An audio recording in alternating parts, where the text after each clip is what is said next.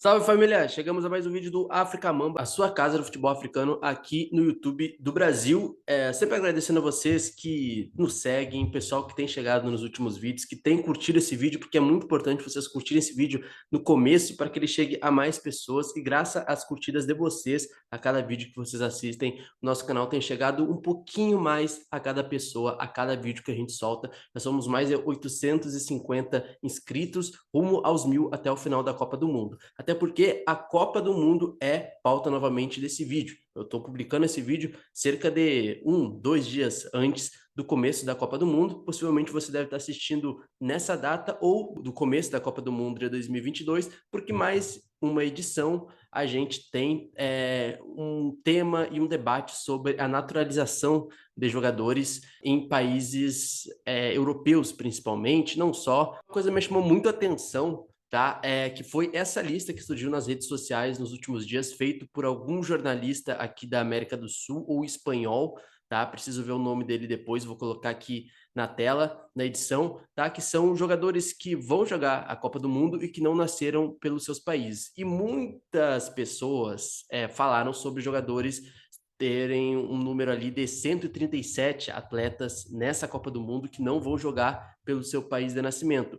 Isso é um pouco relativo, até porque acompanhando essa lista, que é encabeçada muito por países africanos que vão levar jogadores que não nasceram nos seus países de origens ou país de origem dos seus pais. Tá? E isso sempre volta à tona, principalmente quando o assunto são de jogadores de origem, ou com ascendência, ou com descendência africana, a jogar por outros países. Aí essa questão da naturalização sempre volta à tona, assim como foi, por exemplo, na França, em 2018, né? Que teve aquela seleção e aquele debate até o último jogo da Copa do Mundo sobre vários jogadores de origem, de ascendência ou descendência africana atuarem pela seleção francesa, e evidentemente que isso, volto a dizer, tem muito a ver quando o debate é sobre pessoas africanas, de origem africana, tá? Até porque nessa Copa do Mundo a gente vai ter vários outros casos, inclusive até mesmo de jogadores brasileiros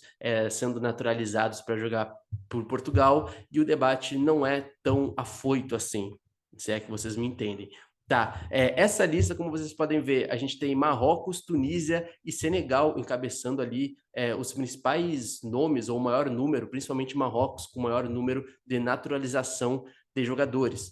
Tá, eu tô falando de naturalização porque foi assim que o pessoal colocou nas redes sociais e tal, e como eu disse, nem todos esses jogadores dessas listas aí da Copa do Mundo são naturalizados. Muitos deles têm dupla cidadania.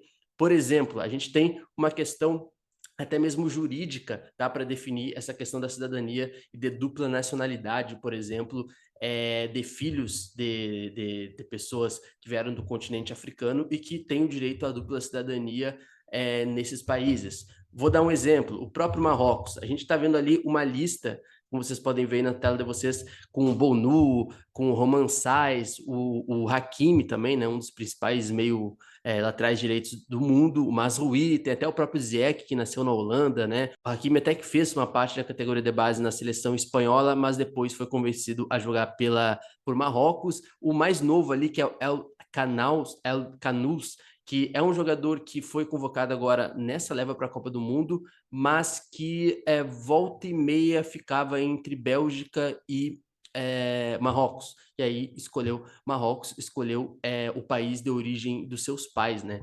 E muitos países do continente africano, de pessoas do continente africano e do mundo também, acabam tendo essa questão da dupla cidadania justamente porque tem um termo jurídico, tá? Para vocês, para colocar aqui de uma forma melhor, que se chama jus sanguinis, que seria em latim algo como direito de sangue, que é o que, por exemplo, em grande parte do continente africano, determina, através da ancestralidade, a cidadania antes mesmo dos jogadores, né? A cidadania dessas pessoas. Ou seja, a gente tem, por exemplo, muitos desses casos, como Koulibaly, em Senegal, que também está nessa lista de jogadores que não nasceram em Senegal, mas que vão jogar a Copa do Mundo para o Senegal, né? Por quê? São jogadores que nasceram na França, por exemplo, mas que têm o direito a essa dupla cidadania, por exemplo, de Senegal, de reivindicar a sua cidadania em Senegal, justamente por uma questão parental.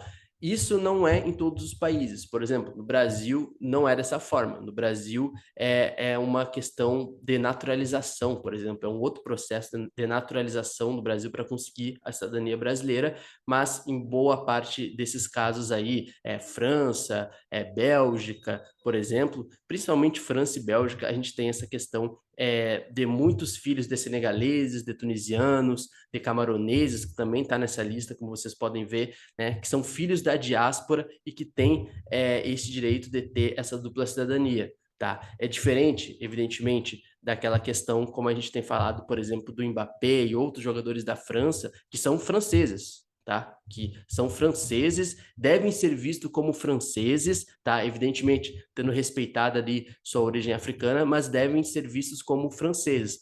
Por quê?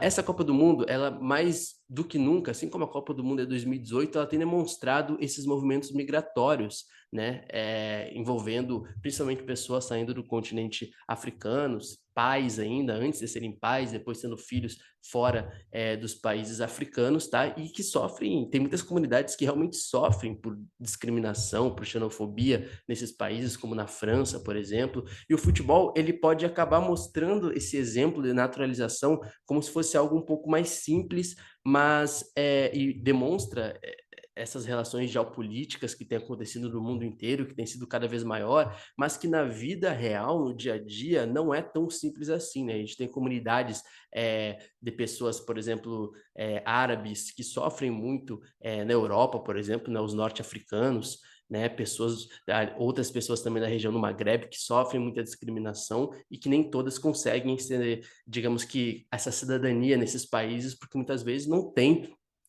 meios legais e meios financeiros e jurídicos para conseguir essa cidadania e serem vistos, digamos assim, de forma igual, né, e não apenas como imigrantes, né? Muitos tendo que esconder sua identidade para conseguir empregos na Europa. Então, essa questão da dupla cidadania, essa questão das naturalizações no futebol, ela é interessante da gente observar, porque diz muito sobre relações internacionais, diz muito sobre a geopolítica do esporte, vou falar logo daqui a pouco, porque tem uma indústria do futebol também que lucra com isso, certo?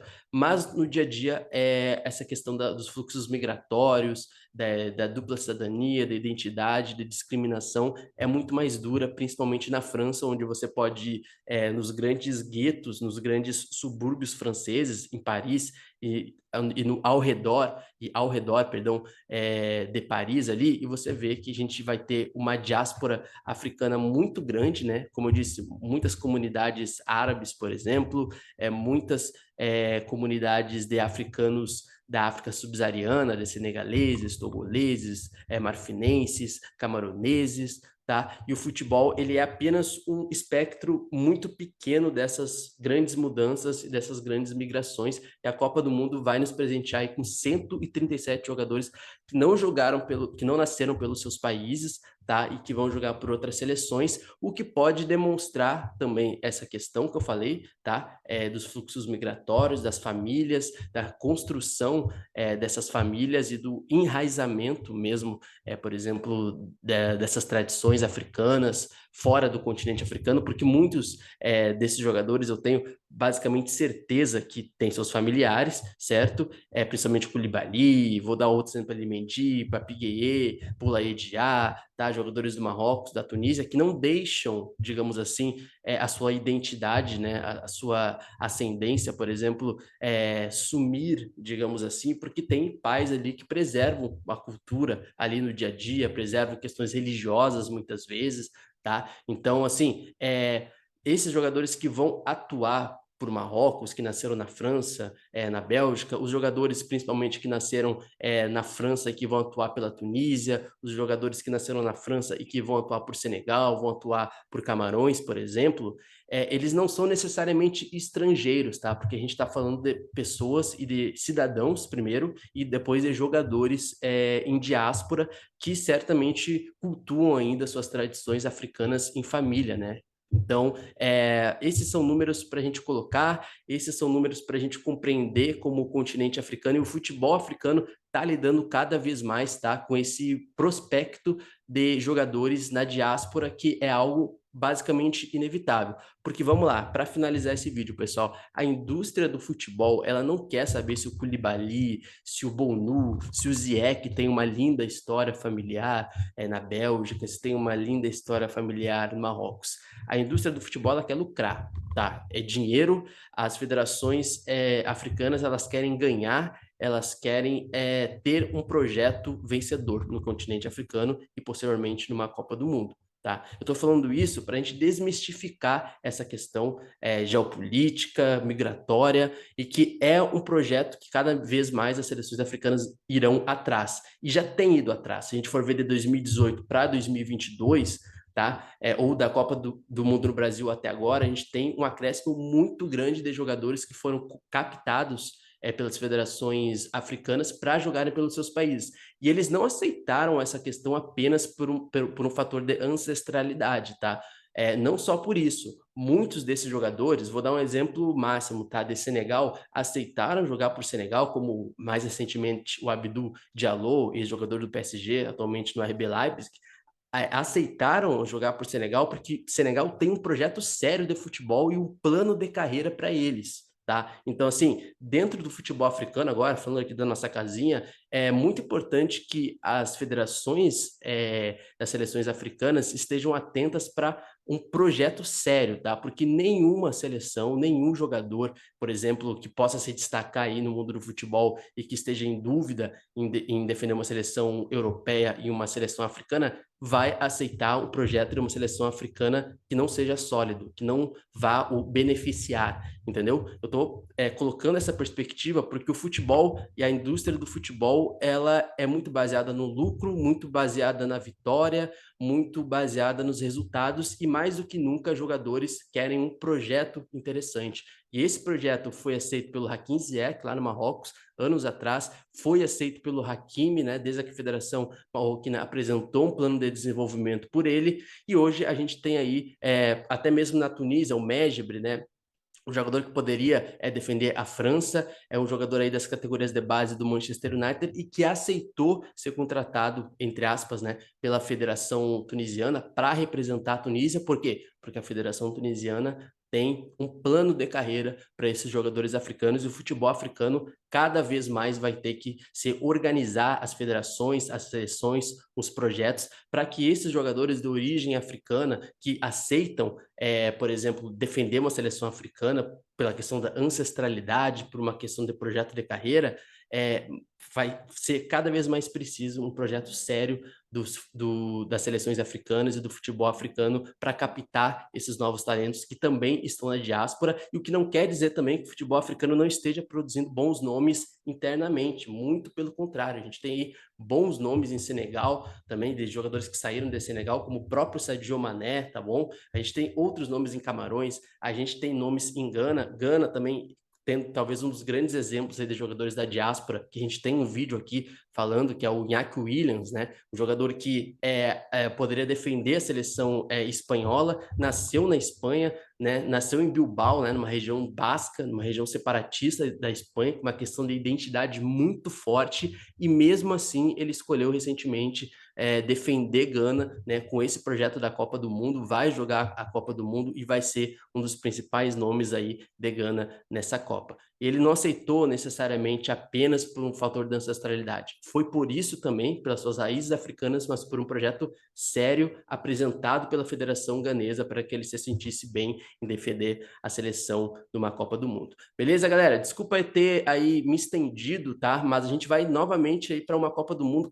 com a diáspora africana sendo representada em boa parte das seleções, não só do continente africano, mas na França. A gente tem nove jogadores, se eu não me engano, na Austrália naturalizados, e quase metade desses, ou metade desses, são de jogadores que nasceram no continente africano. Então não é uma questão apenas das seleções africanas, não é uma questão apenas da seleção francesa, mas é uma questão geopolítica mesmo, de relações migratórias que está acontecendo no mundo, tá? Não é só no continente africano, não é só na França, a gente tem questões também acontecendo no Canadá, por exemplo, um país aí que vai fazer sua primeira Copa do Mundo. Eu espero que vocês tenham gostado desse vídeo, deixe um like nesse vídeo para que esse vídeo chegue mais longe, inscreva-se no canal, ajude a gente a chegar a 1000 inscritos aqui, espero que eu não tenha enrolado muito no vídeo, mas esse assunto é sobre jogadores naturalizados, sobre nacionalidade, sobre cidadania, sobre identidade, sobre ancestralidade,